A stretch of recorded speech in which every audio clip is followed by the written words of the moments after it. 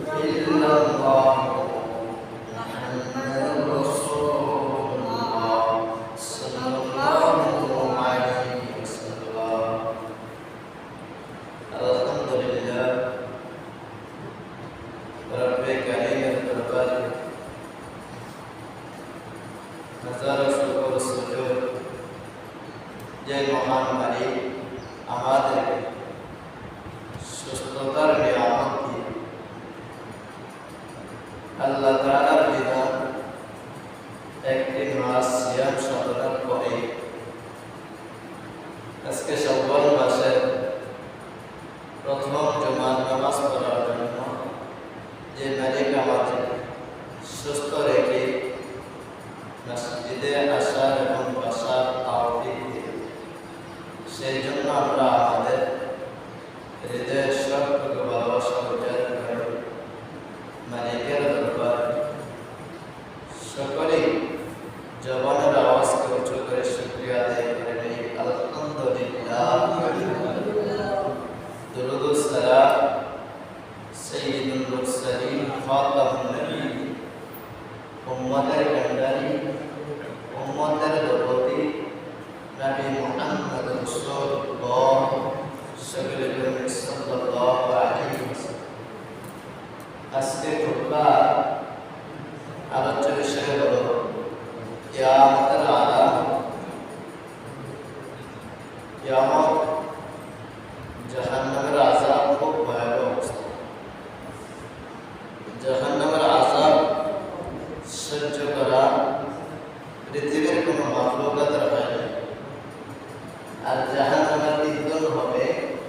মানুষ এবং পাথর। জাহান্নামের ঘোড়াটি হবে মানুষ এবং পাথর। পাথর জাহান্নামের আযাবের কারণে, পাথর জাহান্নামের আযাবের ভয়ে, পাথর এত শক্ত জিনিস, আমরা যদি সারাদিন একটা পাথরকে পিটাই, এক ফোঁটা পানি কিন্তু পাথরের ভিতর থেকে বের হবে, কিন্তু এই একটা পাথর মালিকের জাহান্নামের আযাবের ভয়ে কান্না করতে গিয়া পাথরের চোখ দিয়ে পানি এসেছে। কিন্তু আমরা যে মানুষ ইচ্ছা করলে জাহান্নাম থেকে বাঁচতে পারি। আমরা নিজেরাই নিজেদেরকে মনের ইচ্ছা করলে বাড়াই দেব। আমরা যদি একটু চেষ্টা করি নিজেরা নিজেদেরকে ইমানদার বানাই দেব। সুতরাং ইমান বাঁচায় রাখা, ইমান ধরে রাখা, ইমান টিকিয়ে রাখা বর্তমান সময় খুব কষ্ট। তারপরও যারা মুমিন ইমানদার হবে তারা কষ্টের কালো আল্লাহর জাহান্নাম যাবে না, বড় আল্লাহ তাআলা তৈরি বানানোর জান্নাতের অধিবাসী হবে। সুবহানাল্লাহ। আল্লাহ তাআলা আয়াতের মধ্যে বলেন, ওমান আরদা যিকরি ফাইন্না লাহু মাঈশাতান দাকা। এবং যে ব্যক্তি আমার জিকির হইতে ফিরিয়া আসে তাহার জন্য আমি আল্লাহ তাআলা কঠিন আযাব তৈরি করে রেখেছি। নাউযুবিল্লাহ। অর্থাৎ যে ব্যক্তিগুলো, যে মানুষগুলো আল্লাহকে ডাকার থেকে বিরত হয়ে গেছে, আল্লাহকে ডাকে নাই, আল্লাহর বিধানগুলো সঠিকভাবে পালন করে নাই, আল্লাহর নির্দেশগুলো সঠিকভাবে আদায় করে নাই, আল্লাহ তাআলা নিজে বলে দিয়েছেন এই সমস্ত বান্দাগুলোর জন্য আমি আল্লাহ তাআলা কঠিন এবং কষ্টদায়ক শাস্তির ব্যবস্থা করে রেখেছি। নাউযুবিল্লাহ। শুধু তাই নয়, ওয়া নাহশুরুহু ইয়াওমাল কিয়ামাতি আ'মা। কিয়ামতের ময়দানে আল্লাহ তাআলা তার ওই সমস্ত বান্দাগুলোকে অন্ধ বানায়া উঠাইবেন। নাউযুবিল্লাহ। একদিক দিয়ে বলতেছে তোমরা যারা আমি আল্লাহকে ডাকাতে বিরত হয়েছ তাদের জন্য আমি আল্লাহ কঠিন আযাব তৈরি করে রেখেছি। আর আমি কিয়ামতের ময়দানে তোমাদেরকে অন্ধ বানায়া উঠাইব, অন্ধ বানায়া উঠাইয়া চোখ দ্বারা কিছু দেখা যাবে না। قال ربي لما حشرتني أعمى। বান্দাগুলো বলবে, হে আল্লাহ, ও মালিক, কেন আমাদেরকে অন্ধ করে উঠাইলেন, কেন আমাদের চোখগুলোকে অন্ধ করে উঠাইলেন। وقد كنت بصيرا। আমরা তো চক্ষুষ্মান ছিলাম, চোখ দ্বারা জগতের সব কিছু জিনিস দেখতাম, আজকে কেন আমাদেরকে অন্ধ বানায় উঠাইলেন? আল্লাহ তাআলা নিজে জবাব দিতেছেন, قال كذلك أتتك آياتنا فنسيتها। আল্লাহ তাআলা বলে দিয়েছেন যে তোমাদের সামনে যখন আমার বিধানগুলো, আমার আয়াতগুলো, আমার নির্দেশনাগুলো তোমাদের সামনে এসেছিল, যেভাবে তোমরা আমার বিধানগুলো প্রত্যাখ্যান পরোক্ষ করেছিলে, আমার বিধানগুলো গুরুত্ব দিয়েছিলে না, মানছিলে না, আমার বিধানগুলো তোমার চক্ষুর সামনে, চোখের সামনে প্রকাশ হওয়ার পরও তুমি এটাকে গুরুত্ব দিলা না, যেভাবে আমার বিধানগুলো, আমার আয়াতগুলো ভুলিয়ে গেছো। وكذلك يوم موسى, কাজে আমি আল্লাহ এই কিয়ামতের ময়দানে তোমাদেরকে ভুলিয়ে গেলাম। তাহলে বোঝা গেল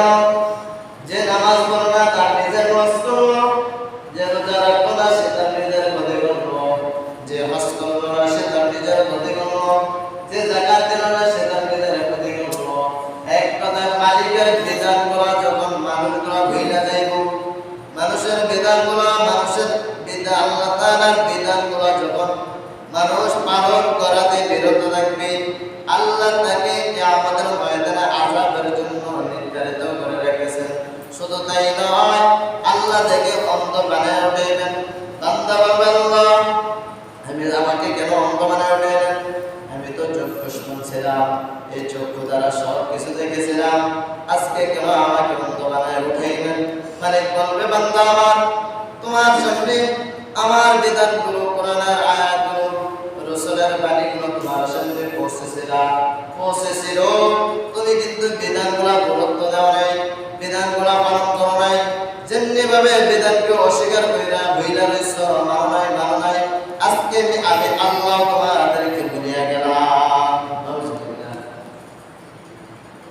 قال النبي صلى الله عليه وسلم رسول الله صلى الله عليه وسلم বলেছেন, من صام رمضان, যে ব্যক্তি রমজানের রোজাগুলো আদায় করলো, রমজানের রোজাগুলো সঠিকভাবে আদায় করলো, রমজানের রোজাগুলো পালন করলো, সুন্নাহ আতবাহু সিত্তান মিন শাওয়াল, অথবা শাওয়াল মাসের 6টা রোজা আদায় করলো, অথবা এই মাসে, কোন মাসে? এটা তো শাওয়াল মাস, এই শাওয়াল মাসে 6টা রোজা আদায় করলো, কানা কাসিয়ামিদ দাহার, পয়গম্বর জানিয়ে দিলেন সে যেন সারা বছর ইবাদত নফল রোজার সওয়াব আদায় করে দিল। সুবহানাল্লাহ। প্রকৃতপক্ষে যারা সারা বছর রোজা রাখে তারা কিন্তু প্রকৃতপক্ষে রোজাদার না।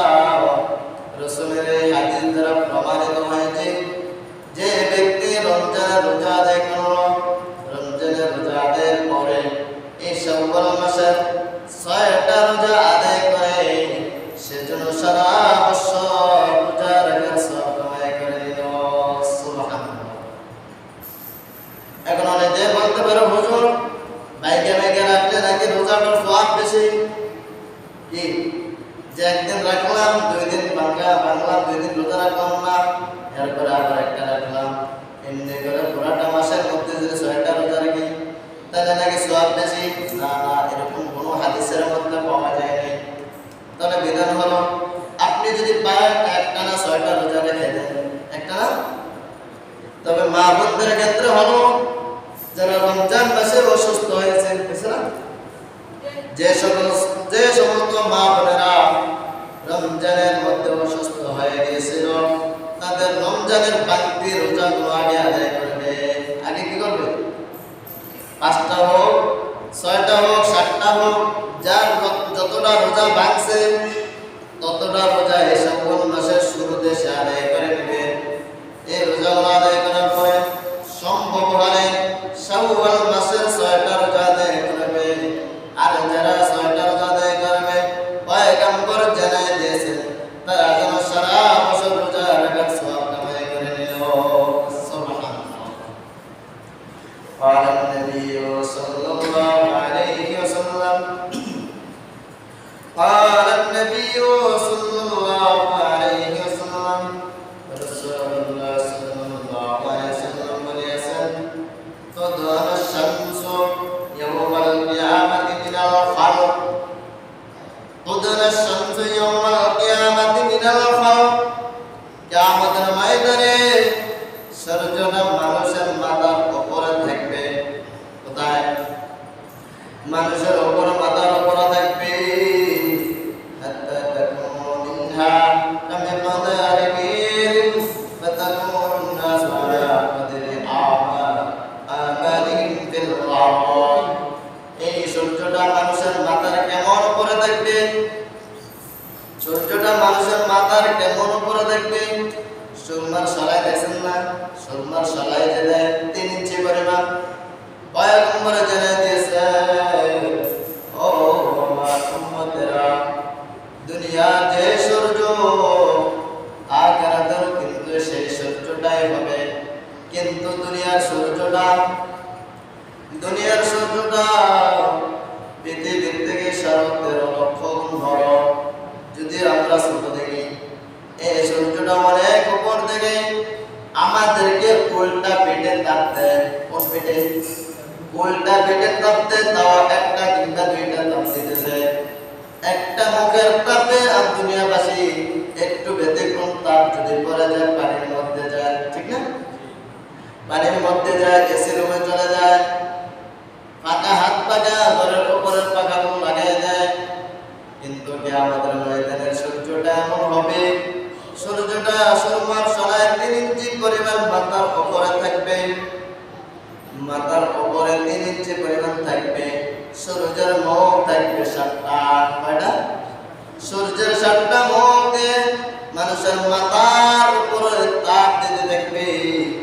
ওই দিন যারা মুমিন, ঈমানদার, তাকওয়ারা, ফরহেজগার, মুত্তাকি, ঈমানদার যারা আছে, এই তারাই শুধু ওই দিনের জন্য কিয়ামতের ময়দানের ওই দিনটার মধ্যে আল্লাহর আরশের ছায়া পাইব। সুবহানাল্লাহ। আর বাকি যারা আছে সবাই কিন্তু সূর্যের তাপের নিচে থাকবে। মিনহুম মাইয়াকুলু ইলা কাবাই,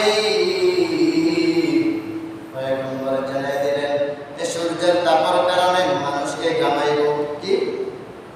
মানুষকে ঘামানোর সাথে সাথে তার পায়ের যে গিরা, এই গিরা পর্যন্ত ঘাম থাকবে, মানে পানি, ঘামের পানিটা থাকবে। ومنهم من يقول إلى ركبتيه, আবার কারো কারো হাঁটু পর্যন্ত। ومنهم من يقول إلى أقويه, কারো কটিদেশ মানে কোমর পর্যন্ত। ومنهم من يلقم عرق الجامع, আবার কেউ এই গামতে গামতে এই গামের মধ্যে মানুষগুলো ডুবে দেখবো। তাহলে যে ব্যক্তি ঈমান আছে, আমল আছে, সামান্য কিছু গুনাহ আছে, তাহলে বুঝে নেন তার গুনাহের কারণে, তার সূর্যের তাপের কারণে তার গাম, পুরো গামের পানিগুলো হাঁটুর কোটে পর্যন্ত, পায়ের কোটে পর্যন্ত থাকবে। যার একটু গুনাহ বেশি তার হাঁটু পর্যন্ত থাকবে, যার আরেকটু গুনাহ বেশি তার কোমর পর্যন্ত থাকবে। আর যে নাফরমান, বেঈমান, বদকার, তার কি হবে, কি হালত হবে, সে গামের মধ্যে ডুবে যাইব। নাউজুবিল্লাহ। সুতরাং আমল করা দরকার আছে না নাই? হ্যাঁ, আমল করা দরকার আছে না নাই? নাই তো আমল করার লোক নাই, আমল করার লোক নাই।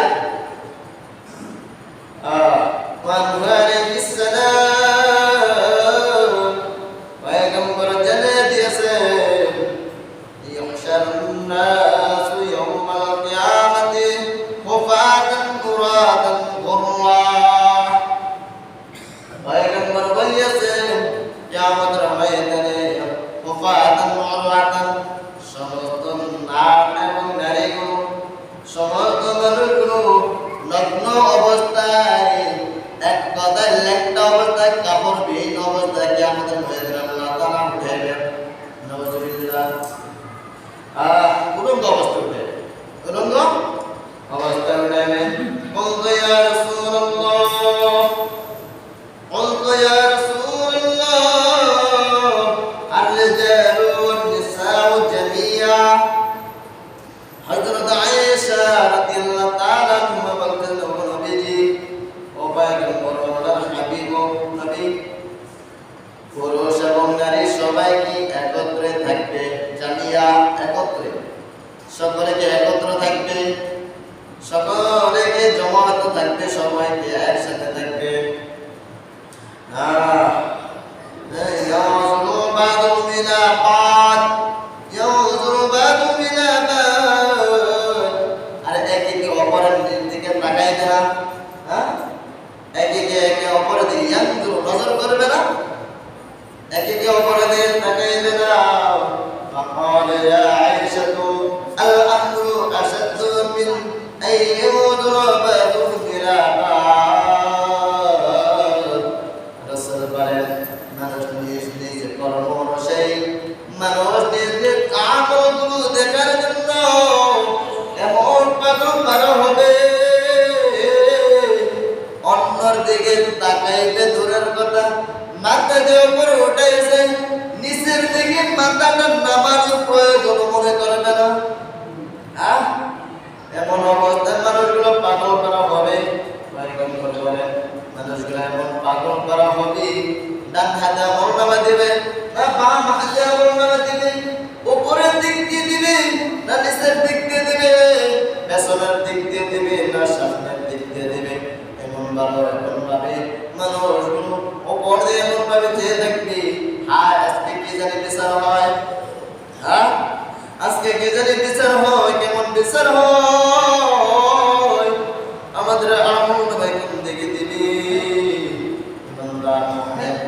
ইমানদার মুমিন তাকওয়ানা ফরহেজগার মুত্তাকিন নারী এবং পুরুষ, ফরহেজগার মুত্তাকিন নারী এবং পুরুষ যারা আছে সকলের ডান হাতে আমল নামা পেবে, ডান হাতে আমল নামা পেয়ে নিজ নিজ আমল নামাগুলো নিজেরা পড়বে আর বলবে জান্নাতে যারা ডান হাতে যারা আমল নামা পেয়েছো তোমরা জান্নাতে চলে যাও। সুবহানাল্লাহ। আর যারা বক্রের নাফরমান বেঈমান আল্লাহ তাআলার বিধানগুলো সঠিকভাবে পালন করে নাই, সঠিকভাবে আদায় করে নাই, মালিকের বিধানগুলো পালন করে নাই, তাদেরকে আমল নামা দিবে কিতাবের মধ্যে পাওয়া যায়, হাদিস শরীফের মধ্যে পাওয়া যায়। তাদের বুকের মাঝখানে এইভাবে ফাঁক করবে, ফাঁক করে তাদের বাম হাতটা এই দিক দিয়ে ঢুকে পেছনের দিক দিয়ে হাতটা টেনে বের করা হবে, বের করার পর তাদেরকে তাদের হাতে আমলনামা দেওয়া হবে আর বলবে আমলনামা তুমি পড়ো, আমলনামা পড়ো। সেদিন বান্দারা বলবে ও মালিক আমলনামা দিয়েছো, যদি সামনের দিক দিয়ে দিতা তাহলে কোথায় ভালো আমরা আমলনামা পড়তে পারতাম, কিন্তু এমন ভাবে আমলনামা দিয়েছো পেছনের দিকে আমাদের আমলনামা দিয়েছো, সামনে আমাদের মাথাগুলো। সেদিন বলবেন মালিক আল্লাহ তাআলা জাহান্নামী ফেরেশতাদেরকে অর্ডার দিবে, যাও যাও যাও এই লোকের কাছে চলে যাও, আর মাথাটা ভাঙ্গা ঘুরে পেছনের দিকে দিয়ে দাও। সেদিন মানুষগুলো এই মাথাটা মস্কে গাড়গুলো মস্কে ভেঙ্গে তার মাথাটা পেছনের দিক দিয়ে দিয়ে দেবে। কান্না চোখের পানি এগুলো পড়তে দেখবে, চোখের পানি শেষ হয়ে চোখ দিয়ে রক্ত পড়া শুরু হবে, রক্ত শেষ হয়ে শরীরের কোষগুলো চোখ দিয়ে বের হয়ে জমিনের মধ্যে পড়তে থাকবে। সেদিন তো জমিন আর জমিন থাকবে না, কিয়ামতের ময়দান উত্তপ্ত করো। এরপরও বান্দারা মাথা মস্কে পেছনে নেওয়ার পরে বান্দারা নিজ নিজ আমল নামাগুলো খুলবে, খুইলা বলবে ও দুনিয়ার মালিক আল্লাহ, তুমি মালিক তো ইনসাফের বিচার করেছো। সুবহানাল্লাহ। এই সে আমল নামা কইরা বলবে মালিক আমি তো জান্নাতে যেতে পারবো না, আমি তো জাহান্নামের অধিবাসী, কারণ আমি আমার আমল নামা করে বুঝে গেছি আমি খুশিন কেন জান্নাতে যেতে পারবো না। মুসলমান দুনিয়ার মধ্যে তুমি মনে করো মা তোমার টাকা আছে, বাড়ি আছে, গাড়ি আছে, সব আছে, কিন্তু মনে রাখবেন যদি আমল না থাকে দুনিয়ার মধ্যে আপনার অনেক অনেক অনেক দাম থাকতে পারে, কিয়ামতের ময়দানে হাসরের ময়দানে আপনার আমার বিন্দু পরিমাণও কোনো দাম থাকবে না যদি আমল না থাকে, যদি আমল না থাকে, আমল না থাকে। এই জন্য বলা হয়েছে তুমি জাহান্নামের ভয়ে, জাহান্নামের আযাবের ভয়ে যদি এক ফোঁটা চোখের পানিগুলো ছেড়ে দিতে পারো, ওই এক ফোঁটা চোখের পানি তোমার চোখের কোণা থেকে নাকের ডগায় আসার আগে আল্লাহ বলবেন ফেরেশতারা এই দুনিয়ার আমার মুসলমান ইমানদার বান্দাগণ জাহান্নাম দেখছে কোনা দেখে নাই, দেখে নাই, দেখে না, তাহলে দেখছে কেন কাঁদে? প্রত্যেকবার গুনাহ হয়েছে সে কাঁদে। কিতাবের মধ্যে আরো পাওয়া যায় দুনিয়ার মুসলমান ইমানদারেরা যখন কাঁদে একদল আল্লাহর রহমতের ফেরেশতারা বলে আল্লাহুম্মা গফিরলি, ও মালিক আপনি আপনার বান্দাকে মাফ করে দেন, মাফ করে দেন, মাফ করে দেন। ফেরেশতাদেরকে আল্লাহ জিজ্ঞেস করবে, ফেরেশতারা তোমরা কেন কাঁদো? আল্লাহ তুমি তো বান্দা অনেক দয়া কইরা, মায়া কইরা, মহব্বত কইরা আপনি আপনার বান্দাকে বানাইছেন। আপনি তো আমাদেরকে মহব্বত কইরা বানান নাই, আপনি তো আমাদেরকে দয়া কইরা বানান নাই। ও মালিক আপনার বান্দার প্রতি আপনার এত দয়া, এত মায়া, এত ভালোবাসা আমরা দেখেছি। আপনার কোন বান্দা যদি চোখের পানি ছেড়ে দেয় আপনি তাদেরকে মাফ করে দেন। আমরা দোয়া করি আপনি আপনার বান্দাকে মাফ করে দেন। দেখেন না আপনার বান্দাটা কিভাবে কাতর হয়ে চোখের পানি ছেড়ে কাঁদতেছে। মালিক আপনি তাদেরকে মাফ করে দেন, মাফ করে দেন, মাফ করে দেন, মাফ করে দেন।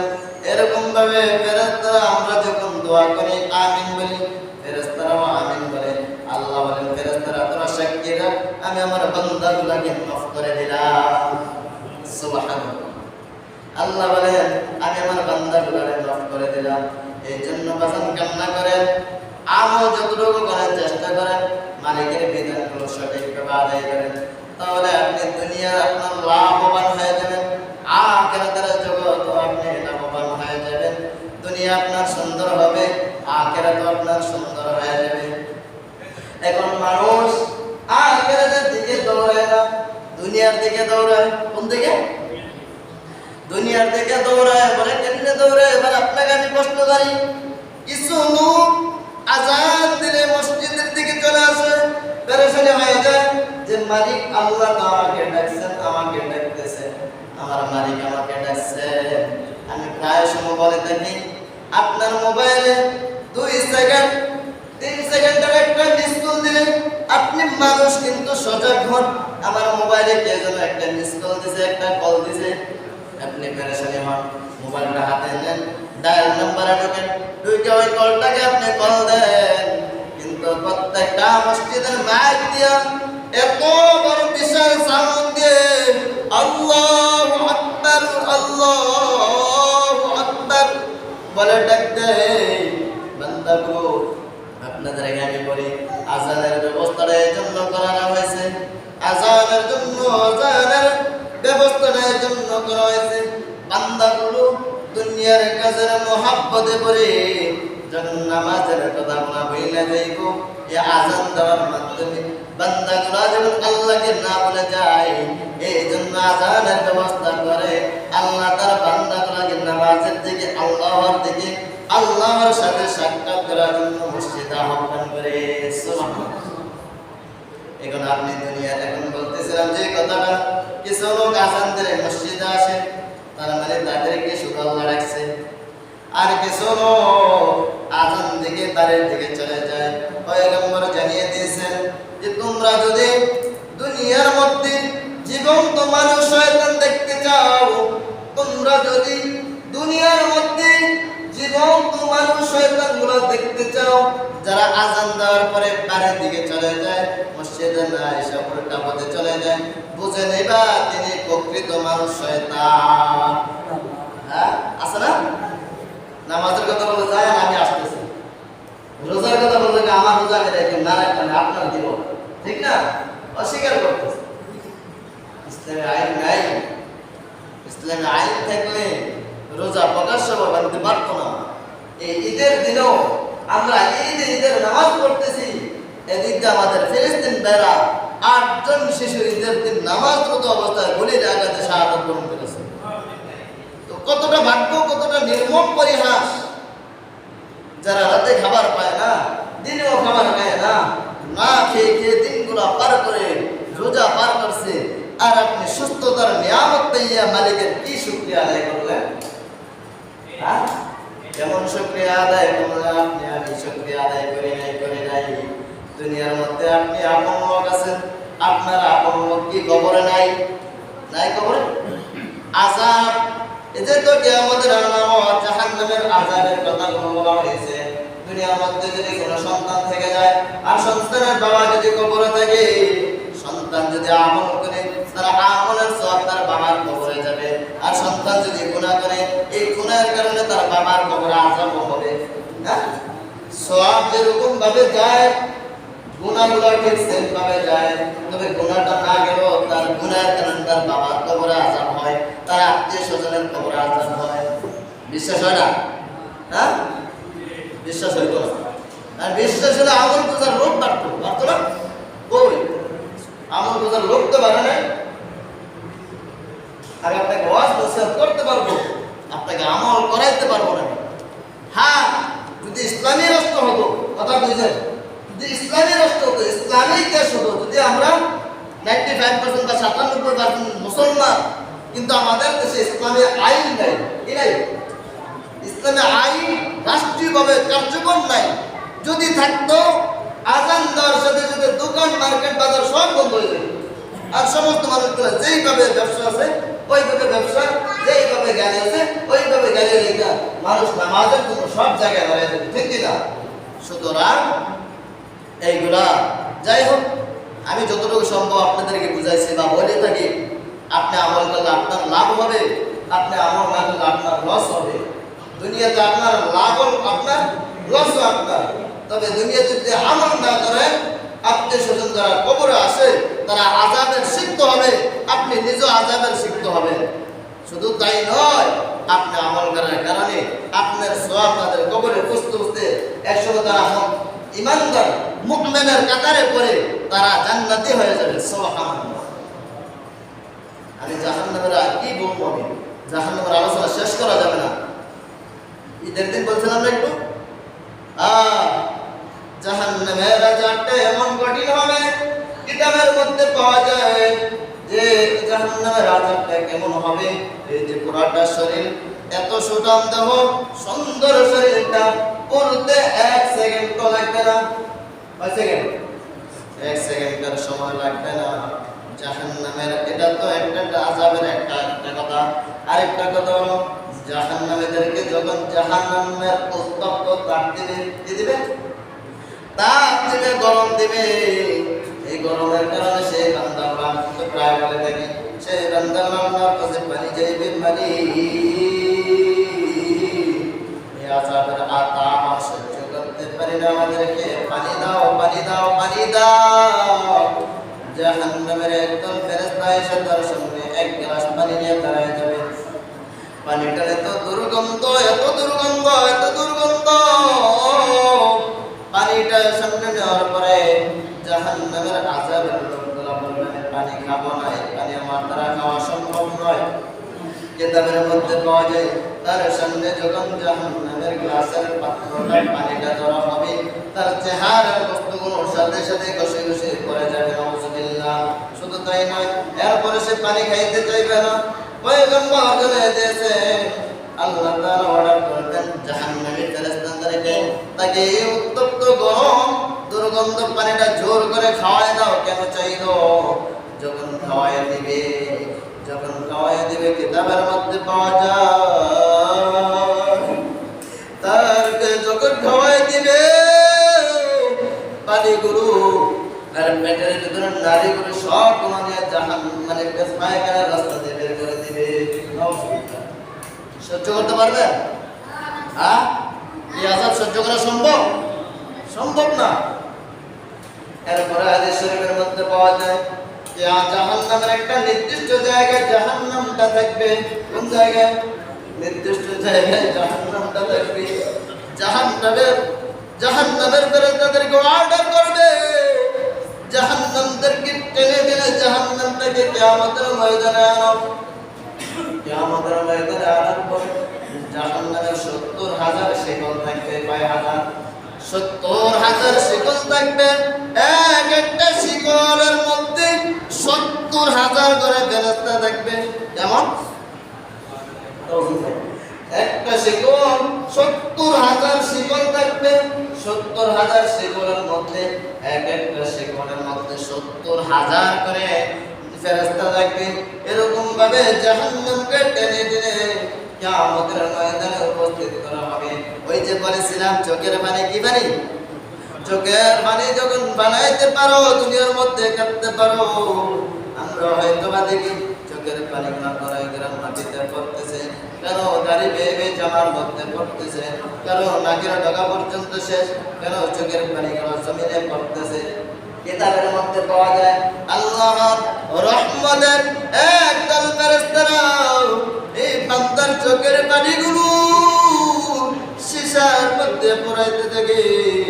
কিয়ামতের ময়দানে জাহান্নাম এত ভয়াবহ হবে, জাহান্নামটা মানুষকে গ্রাস করার জন্য, খাওয়ার জন্য দৌড়াইতে থাকবে।